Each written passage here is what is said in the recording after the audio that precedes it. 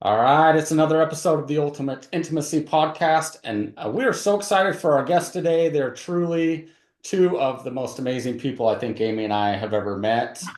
You may recognize them from our marriage retreats if you have attended our marriage retreat or other podcasts we've done with them. They travel all over the world and help people have better marriages. Welcome to the podcast again. It's been a little bit, but so excited to have you guys back on. And again, Greg and Julie Gorman, if you want to come to an amazing retreat with world-class instruction and really transform your relationship, you need to join us for the 2026 Intimacy and Adventure Retreat in March. Limited spots. Woohoo! Hey, we're Okay. excited to be here, you guys. We love hanging out with you. And I have to tell you, we get to travel all over the globe. And one of our favorite events is the Ultimate Intimacy Retreat. It's always such a So, blast and always fun to be with you guys. So thanks for yeah, having us on again. It's good to be here. yeah. Absolutely. Yeah, wonderful. I think we have an amazing topic today. This is, I think, something that impacts maybe a lot more people, at least with our audience, right? Right. We get these messages all the time of, people that are struggling, like, how can I be sexual but also be spiritual, right? Right. So, Right.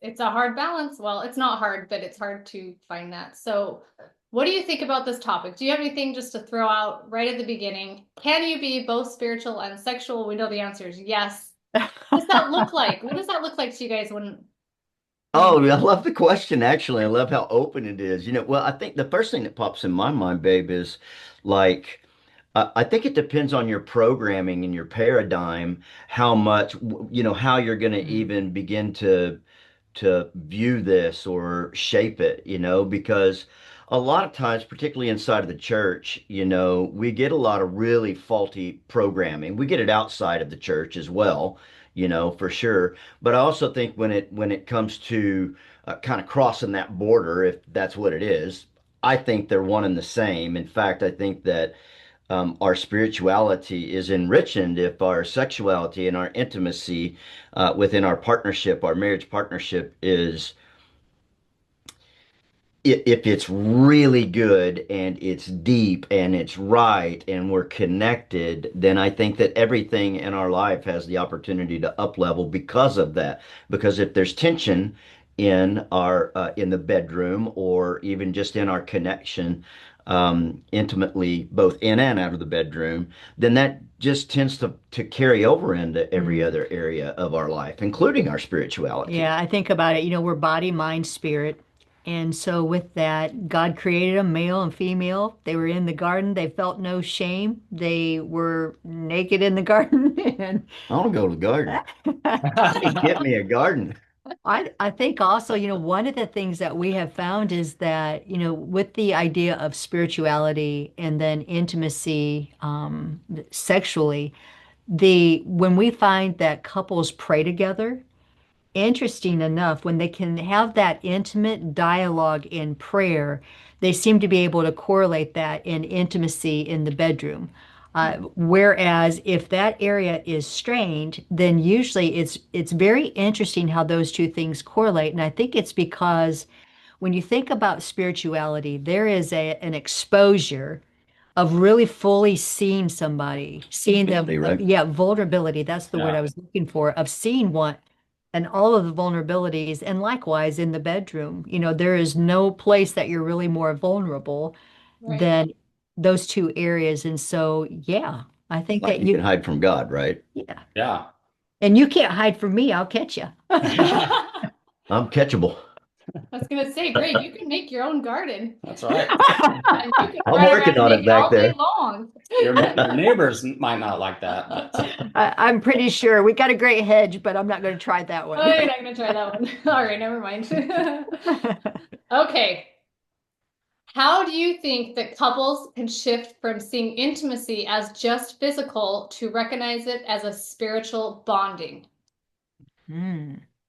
Yeah, well, it kind of comes back to that whole place of um, communication, vulnerability, being able to be, one of the words that kind of off topic, but with that is its intentionality. to be able to have that communion unhindered, it takes a choice to be vulnerable. It takes an intentionality to have conversations that are outside. Like, I love asking Greg spiritual questions because when I feel connected to him in that way, it allows me to be more vulnerable as a wife, sexually as well. What would you add? Well, could you ask that question one more time for me, Amy? I want to make sure I Absolutely. understand it well before I Absolutely. respond. How can couples shift from seeing intimacy as just physical to recognizing it as more a spiritual bonding together? Yeah.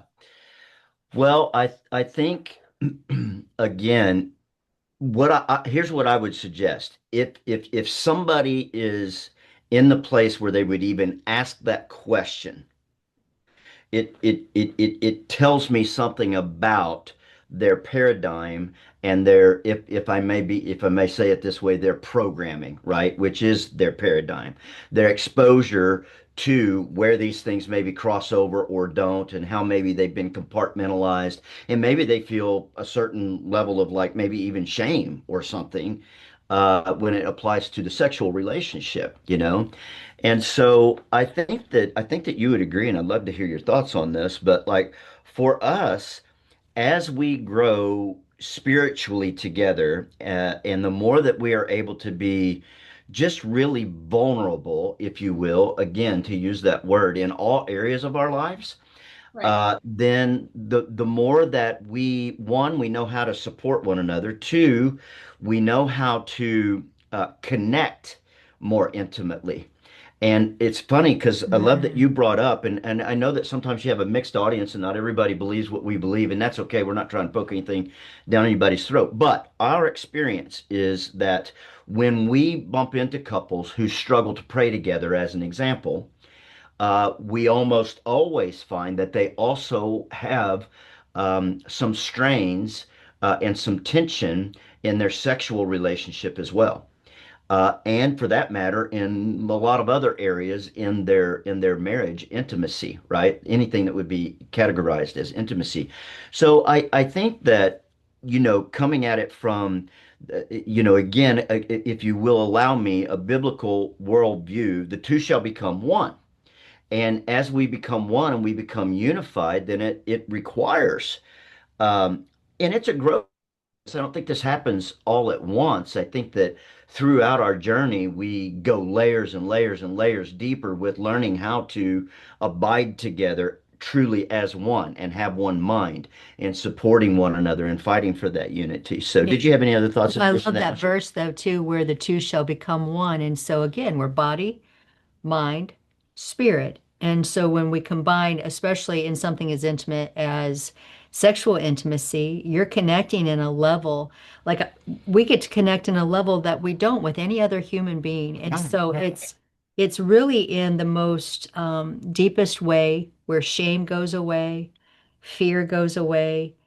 When we connect heart to heart, mind to mind, body to body, there's nothing that is between us. And so to me, I think that is a spiritual experience. And it To requires be known and to be fully known. and it requires what you talked about earlier, love, and that's that intentionality, you know, of really working together, to come together in both of these areas, which again I think overlap Would consistently. love to hear how you guys would answer that. Do you have any thoughts? I was just going to make a comment. I think the world looks at sex completely different than I think the way God views sex as, right? Right. And Mhm. so Fair point. when we're growing up in school and we hear friends talking about sex and we're learning about sex that way and we're taught Mm. by the world what sex is, I think it's really easy for people to feel kind of like they're doing something wrong, or maybe it's not right, or it's gross, or it's something that maybe God frowns upon. But I think the way God views sex is completely different. And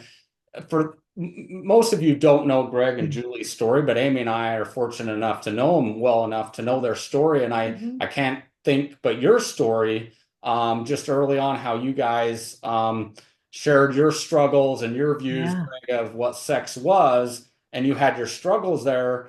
And correct me if I'm wrong, but it seemed like when you guys got in a good place spiritually and a relationship with our Lord and Savior Jesus Christ, it seemed to me from your story that's when the intimacy really became intimacy, and your The connection healing. became something completely different. And Greg, I know you shared experiences of viewing sex earlier in your life from one way, and now it's totally a different way. And so I think that's a prime example of how, like you guys are talking about, when you can be both spiritual and sexual, and actually, when you are spiritually connected to God, you're going to have most likely have a much better sex life, meaning sexual intimacy, not just 100%.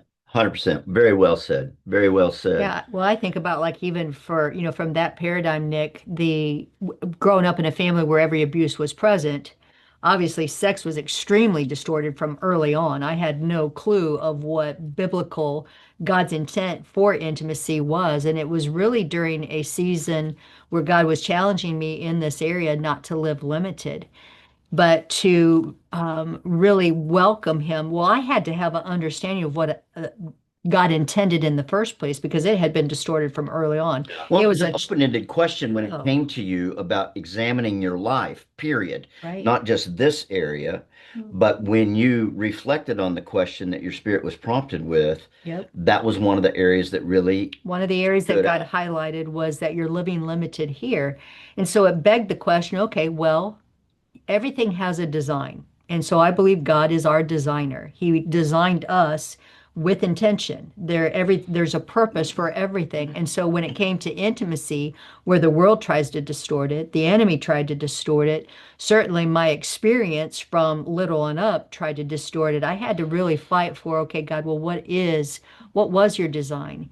And it is that place of connection, unhindered, to be known, to be fully known. It's not a chore list, a checklist of, okay, sexual intimacy. Okay, that's done. Let's get that off the list. Now let me go shop for the groceries.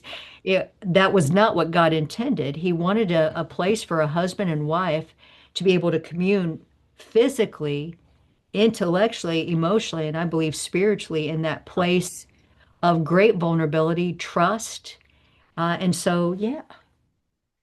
Yeah, I totally agree. And so for the audience members out there listening to this podcast, whether you're a husband or wife, if your view on sexual intimacy is more, or you feel like you can't be sexual and spiritual at the same time, maybe try changing your view, or at least trying to change your perception from a worldly standpoint of what the world looks at sex like versus maybe trying to understand what God views sex life in within your Well, relationship. and that's the direction I kind of want to take this episode. So we get tons of comments from our audience, tons of questions, like, and it's not always the wife, but the lower drive spouse in our relationship is like, oh, it's all physical. You just want sex. You just want, Mm.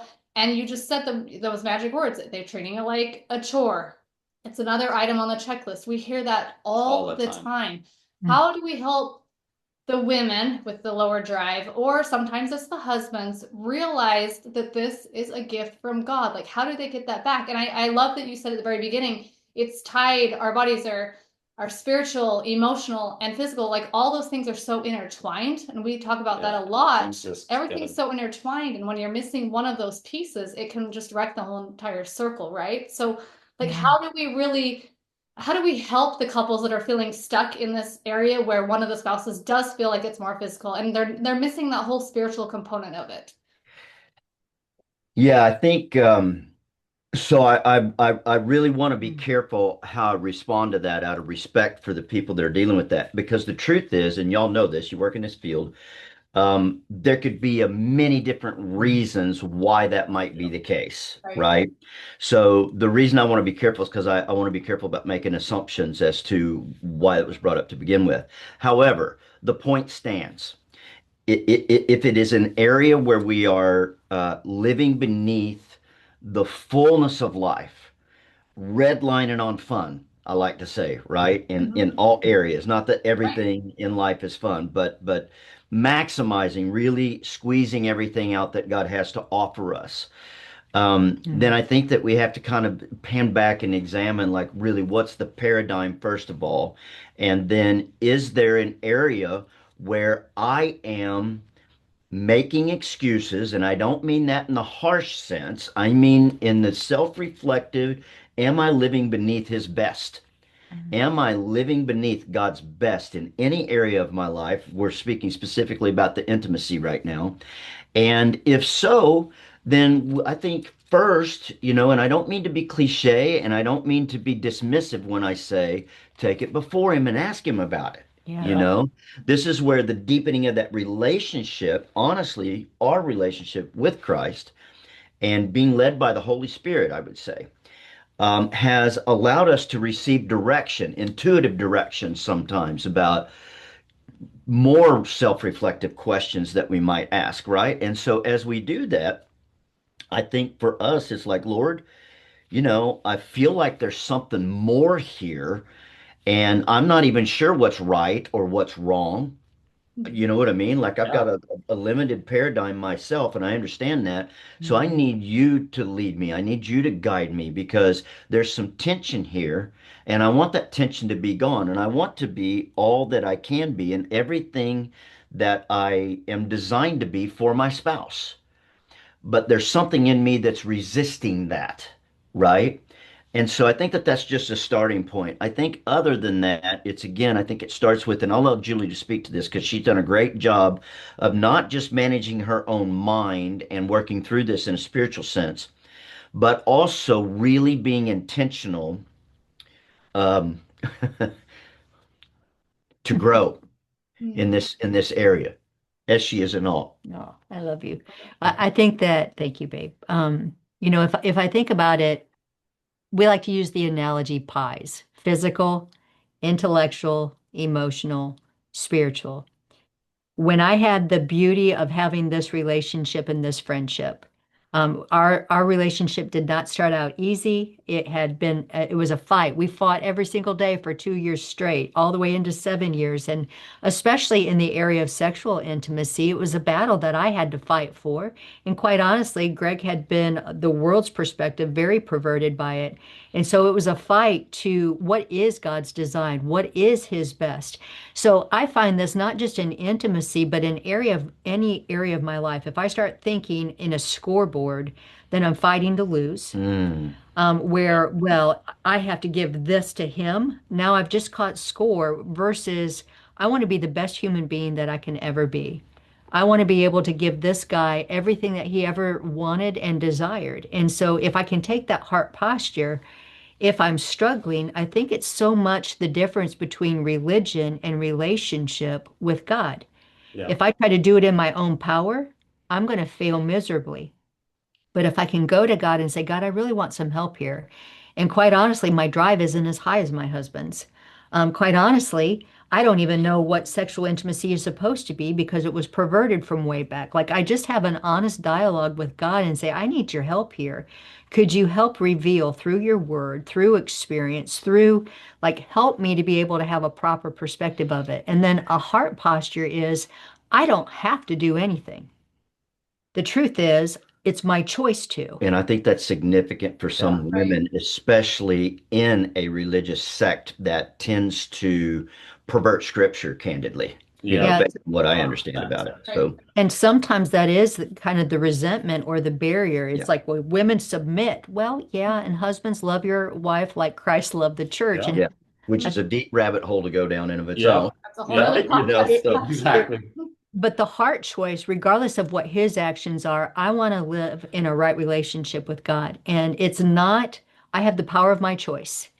And so with that, I choose to submit my will, my heart to God, and I ask him for his very best to help me so that I'm not hindered. Because one of the things I think went through me is I realized that God's didn't just want Greg to be satisfied, he wanted me to be satisfied. which was a Mm. huge kind of epiphany in a sense when you, if I may, Yeah. have come from Well, my the background of abuse, it's like, yeah, yeah. Yeah. yeah, and therefore intimacy being an obligation. And it wasn't that she didn't enjoy it, you know what I mean?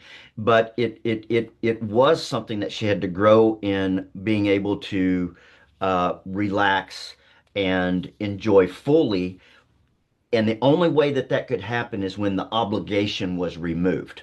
Mm. You know what I mean? Because we're human beings. Yeah. Right. It just allowed her to breathe more, if I can use that What analogy, do so I to want? speak. Well, Right. what I want is unhindered connection.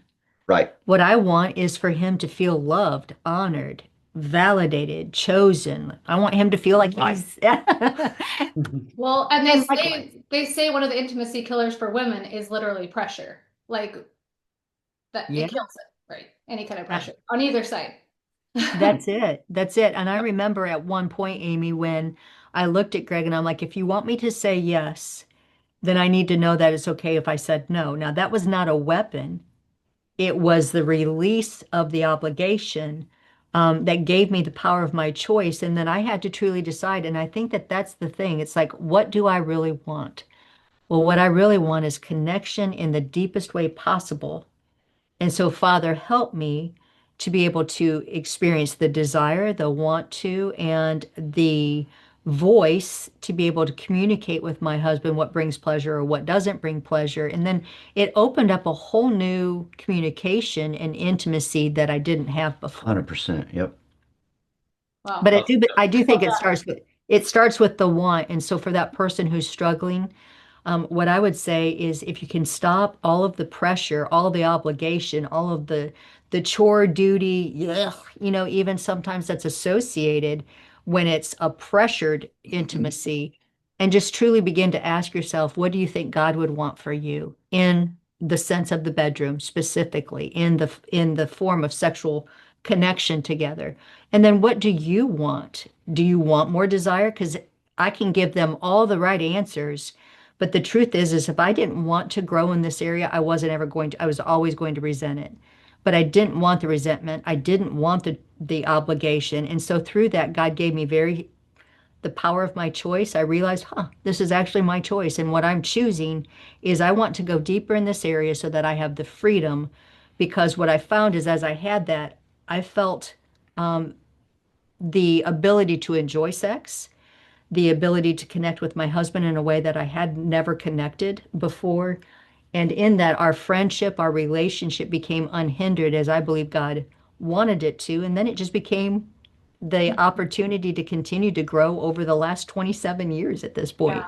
It's amazing. yeah. And what you've been saying this whole time starts with humility. Because for a wife to like want to turn to God and be like, help me find that desire, help me enjoy it, help me figure out more connection outside the bedroom, right? That takes humility to turn to a higher power and beg for help, right? And the same goes for the husbands, right? If the wife is like, I need more emotional connection. I mean, that humility is going to have to come from both sides, like the praying together. Like, I need you to understand me. I need you to understand me. That's where the vulnerability comes. That's where the great sex comes. That's where the spirituality comes. Amen. Something. So good. No, I mean, that was Oh, amazing. Both sides and just kind of hitting on it. I mean, how many of us think, oh, let's go to the Lord and ask him? I mean, I think we rack our brains and we try to study things and figure out right. why am I feeling the way I do and where do I get answers? And the answer is simple. Go to the Lord, right? Because the Holy Mhm. Spirit's going to let you know what's right and wrong. And so I'm glad that you brought that up because it really involving him is going to make that process and that Mhm. change be able to happen where outside of him again back in the worldly things is going to be very difficult to happen. Well, and if you come back to the pies, the physical, intellectual, emotional, spiritual, if you can come together as a husband and wife, because sometimes we have actually worked where there's a really high drive for the wife and it's almost obsolete for the husband. Regardless of which gender, if you can take that pies, physical, intellectual, emotional, spiritual, are there any one of those components that need more attention? Well, for Yeah. me, my primary healing was a spiritual and intellectual that I could approach the emotional and physical. Whereas sometimes maybe there's something really physiologically going wrong with the hormones or it's looking at all of those. Maybe it's the fact that there has been this dominant presence, and it's on the part of the other spouse to be able to say, okay, let's remove the pressure and let's have some emotional connection so that your body can respond physically and connect that way. Yeah. Yeah, I think there's a couple of things that just immediately come to mind. If you guys got more questions, it's great. But you know, the Bible tells us that we've been given everything that pertains to life, and and just Godliness, we need yeah. everything we have the source and the connection. And so, to your point, Nick, I think sometimes we forget to ask about some of the things along our journey. And as we've grown over the years, just together and in our spirituality, we've learned to make that much more of our first go-to. And then to what you were speaking about, babe, I think that the other thing is that as we do that, and as there sometimes there is just a conversation uh, and some apologies and some mending that needs to go that you know, paves the way to better intimacy. And so there are a lot of different things maybe that could be feeding that particular paradigm or that particular idea or that lack of intimacy and even lack of drive, right? I would tell you for a fact that my experience is the more that I have been thoroughly honest and vulnerable and loving to her. And when I say that, I mean actively loving her throughout the day, not like so that. Yeah. You know what I mean? But because it's who I am and what I do on any given day is I serve her. I love her. If she has an off day and she says something a little clad or whatever, I'm not roasting I her from never it. do that. Yeah. No, Oh, I if can she never did, imagine. Yeah. if she ever did, then I would resist, the temptation to chalk one up for old Greg, you know what I mean? Because right, so I think it's really the process, if you will, again, of learning how to really actually love and support one another on the daily. And you mentioned a scoreboard, and I think that that's also another important point because if we're keeping score, and keeping score sounds kind of like, well, if he would, then I would, or if she didn't, I then I did all would, these or things Yeah. so I did all of this, and now why aren't you doing because I don't respond to your freaking manipulation, first of all. You know what I mean? I Exactly. mean, that's a good first answer. And so again, if we've got the scoreboard, then we have to understand that the purpose of the scoreboard in marriage is to lose. We're building a case of how we are the one that's getting the short end of the stick here.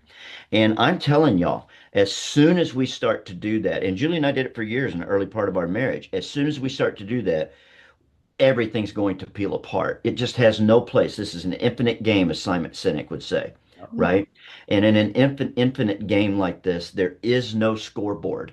There's no winning. There's just us and learning how to do us better every single day, which involves me finding out how I can serve her better. And yeah, and making amends if something as simple as just making amends if that needs to be. Well, and I think where God says, you become as one, I think that applies exactly what you're talking about because if you're doing everything as one, you either win or lose together, right? There's no split. 100%, man. You're either successful together or you're going to fail together in every aspect of your marriage, whether it's sexual intimacy, emotional intimacy, spiritual intimacy, Right. whatever. And so that's kind of what we try to do is look at from we're a team. We're not competing against each other. We're a team. And so we either win together as a team or lose together as a team. that's it. Yeah, man, That's it. 100%. Because if she's feeling left out, overrun, not Mhm. adored, not cared for, feeling like she doesn't matter, you know what I mean? Yep. Feeling like what she does doesn't matter or that it's not noticed or recognized, Mhm. you know? Then golly, man, who's lost there? I mean, she's feeling like she's losing for sure. But dude, I'm feeling it. And so likewise, that's where, we talk to God, but we also have got to really learn how to communicate these things. And I think that couples many times fail in this area of really learning how to communicate, period. And Right. being like, love, first of all, I am really sorry you're feeling that way. Like, I never intended for you to feel that way. I've just been off being a guy, you know what I mean? And I got all caught up in the stuff that I'm doing, and I'm actually am doing it for you. But sometimes maybe I get lost in my own, story, and maybe I'm doing some of it for my own self too. But the bottom line is I want to serve you better. So let's talk about how I can improve in this area, what I can Right. do differently. And that's not, I don't mean that in a canned sense. I mean, really connect with your spouse heart to heart and understand what is actually going on here. Let's not placate it and act like it's not there. or try to overrun them and overcome them. I need to understand why she's feeling the way she is so that I can maybe do something about it. Well, and I think too, one of the things that I realized that I needed to do is like the private meditations of our thoughts dictate our behavior, right? Like what I think about, I bring about. Yeah. What I believe in my thoughts become my reality, whether they're actual, real or not. Find what you're And looking for. so we like to say when you Yeah. can't Find what you're change, looking for. Exactly. yeah, Mhm. when you can't change how you feel, because I hear that from women especially a lot. Well, I can't help how I feel. I know. Right? Right? You can't change how you feel, except you can. And the way that you change how you feel is by changing the way that you think. Right. And so when there are feelings that are contrary to God's best for my life, it's not that those feelings are invalidated. I feel them.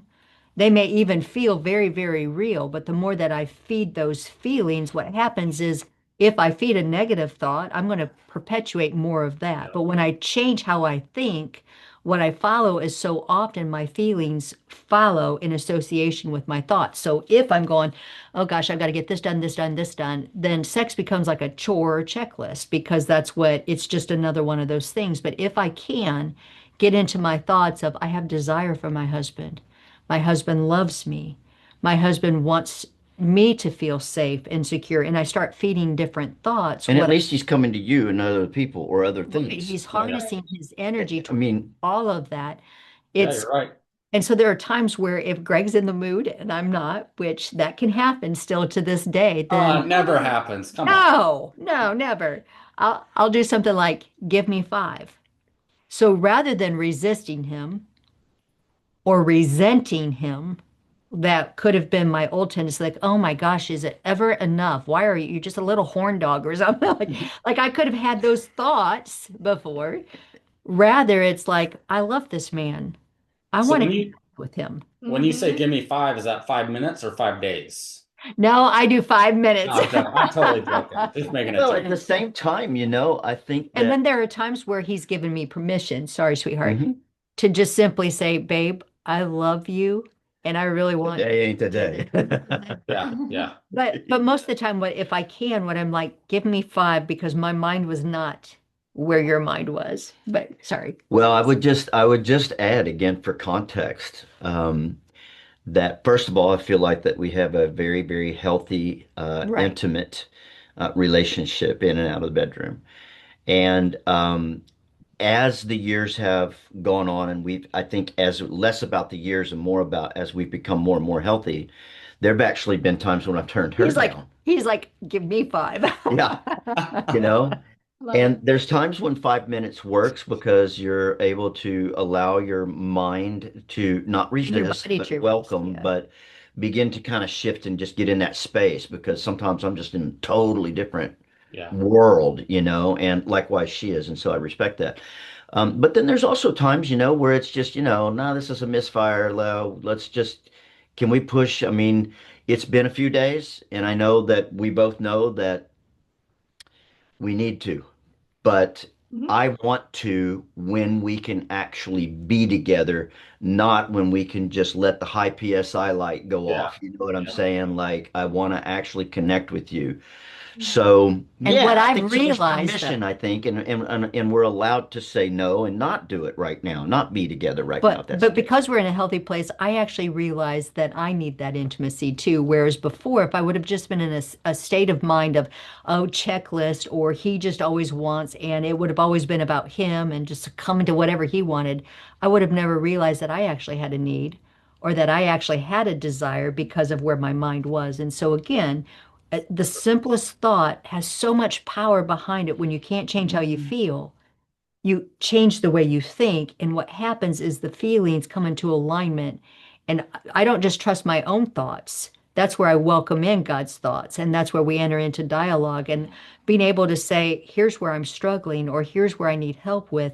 That's the vulnerability. And again, that place where it's so much more than just a bodily act. It is a communion that I believe God desired. 100%. Absolutely. I'm gonna throw out here. I don't know if we need to wrap this up, but my favorite quote that you guys ever share at the retreats or ever. We could write a book on all your quotes, Literally, you guys which are we amazing. love. What you feed grows, what you starve dies. When it comes to sexual intimacy, Mm. everything that you're saying is humility and positivity. When you feed that into your attitude of sex is a gift from God, sex is a gift for our marriage, sex is a gift to be vulnerable, to grow together emotionally, physically, and sexually, it's a gift. When you feed that mentality and that positivity in your mind, everything changes. Oh, And so when you starve that negativity, and it's always for him, it's a checklist, it's a chore list, it's another thing I have to take care of, that and that scoreboard, that gets harder and harder to want to be intimate. And so many people are stuck in that's why I love your quote so much, because like if you want a passionate marriage, if you want an intimate marriage, which we all signed up for, things just happen to get in the way, or our attitude, or yeah. resentment, Yep. whatever that barrier is, can be fixed by feeding positivity and spirituality into our marriages. Amen. Well said. Would you have Yeah, anything to add to well, I that? think Because that that was good, Amy. I think it's yeah, I What was really your quote? appreciate that you bringing it up. I was sitting here thinking about it the whole time she was talking. I'm going to tie the two together. What you feed grows, what you starve dies. And what was the one that you said? Oh, you said that's what you said. You said What, it. Yeah, that's your quote. That's well, your quote. I said, when you can't change how you feel, you've got to Yeah, change the way you Yes. think. yeah. We got a pocket full of them, so you need to come to the You have conference. What great I'm trying to lines. that's right. do is you find what you're looking for, and what you feed grows and what you starve dies. Okay, so let's start with the first one. You find what you're looking for. So if you want evidence as to how you're getting the short end of the stick, trust me, you're going to find it. You're Mhm. validated, you're justified for feeling the way that you Mm. feel. Is it taking you any place that you really want to go? If it's not, then there's the time to begin to practice the things that Julie's already unpacked and I won't unpack again.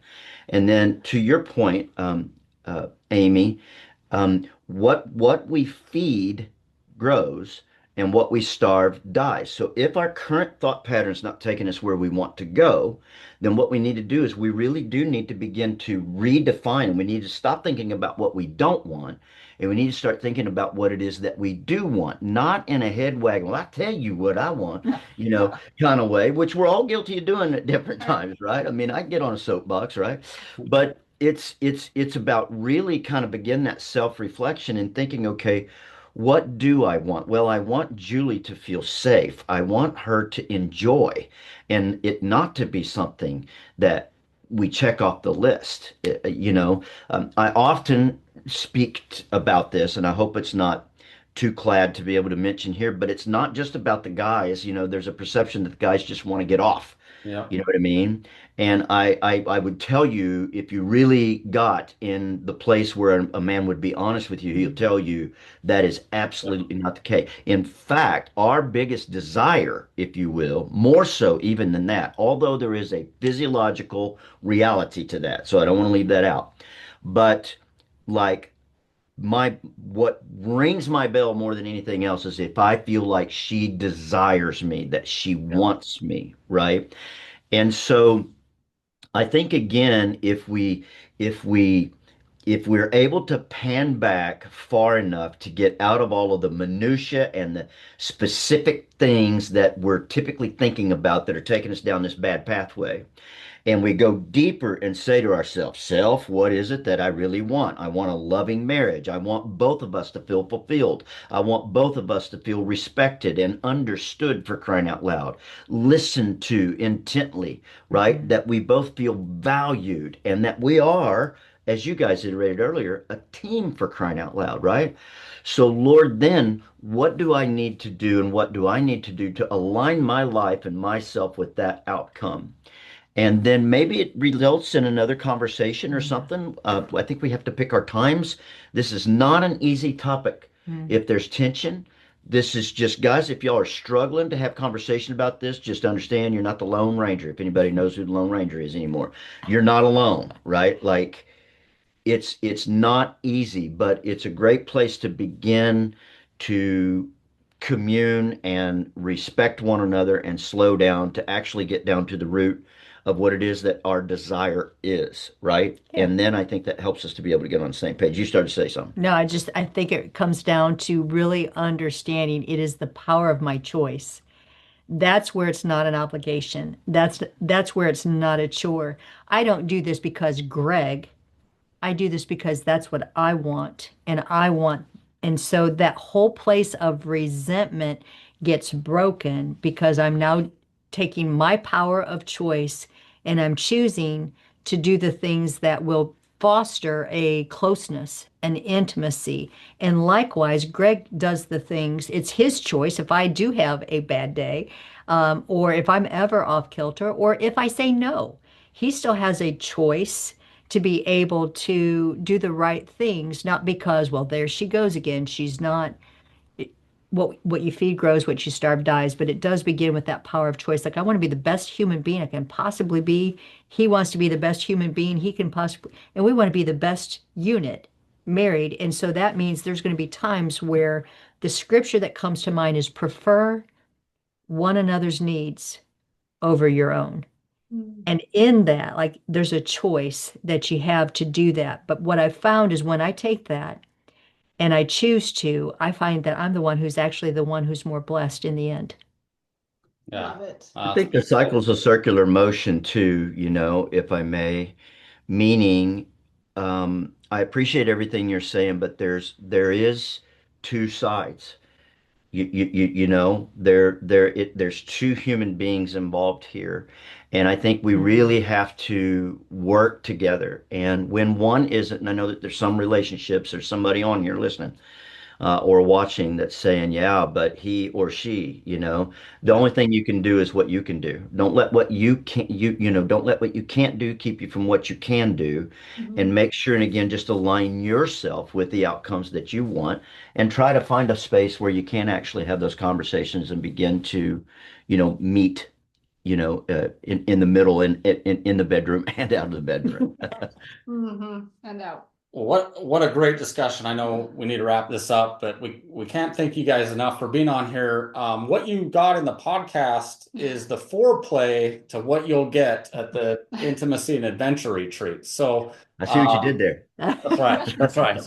So The retreat's amazing. anyways, like I said, you got just a small glimpse of what you can expect attending the intimacy and adventure retreat with Amy and I and Greg and Julie. I believe we're on our fifth year. They're fantastic retreats. Email Amy and I if you have any questions at all about the retreats. Just a wonderful time to spend together, obviously to learn from Greg and Julie in the instruction, and just a great time. So check it out at ultimateintimacy.com/retreats. And thanks again so much for being on with us. Can't thank you enough. And we get to see you in March. Yeah, looking forward. I can't let you wrap this up without iterating, though, the other piece of the retreat, which is the excursions and the fun things that we do outside of the classroom. I think that that's a lot of what makes the whole thing actually come together. So much better even than the teaching, I'm telling you. Yeah, Like it's no, just hand in hand. It's fun. yeah. We do a lot of fun things. In fact, all the feedback we've got from all the previous attendees over the 5 years, I mean, it's a 5 stars across the board. People are saying, I don't know how you do these retreats the way you do with Greg and Julie. And so we feel very blessed to be able to do this together. And again, if you attend the retreat, it'll be something that has a huge impact on your marriage for the rest of your lives. So No doubt. Thank you guys so much. Thanks again. Thanks, Amy. Yeah, Thanks, Nick. guys.